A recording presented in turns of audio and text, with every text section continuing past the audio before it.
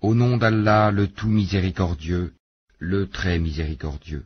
Ce qui est dans les cieux et ce qui est sur la terre glorifie Allah, le souverain, le pur, le puissant, le sage. C'est lui qui a envoyé à des gens sans livre, les Arabes, un messager des leurs qui leur récite ces versets, les purifie, et leur enseigne le livre et la sagesse, bien qu'ils étaient auparavant dans un égarement évident, ainsi qu'à d'autres, parmi ceux qui ne les ont pas encore rejoints.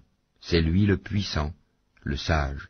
Telle est la grâce d'Allah qu'il donne à qui il veut, et Allah est le détenteur de l'énorme grâce. Ceux qui ont été chargés de la Torah, mais qui ne l'ont pas appliquée, sont pareils à l'âne qui porte des livres.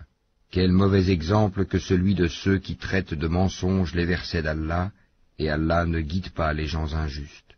Ô vous qui pratiquez le judaïsme, si vous prétendez être les bien-aimés d'Allah, à l'exclusion des autres, souhaitez donc la mort si vous êtes véridiques. Or, ils ne la souhaiteront jamais à cause de ceux que leurs mains ont préparés. Allah cependant connaît bien les injustes. La mort que vous fuyez va certes vous rencontrer. Ensuite, vous serez ramenés à celui qui connaît parfaitement le monde invisible et le monde visible, et qui vous informera alors de ce que vous faisiez.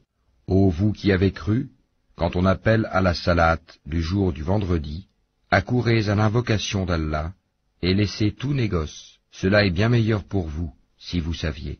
Puis, quand la salate est achevée, dispersez-vous sur terre et recherchez quelque effet de la grâce d'Allah, et invoquez beaucoup Allah afin que vous réussissiez. Quand ils entrevoient quelque commerce ou quelque divertissement, ils s'y dispersent et te laissent debout.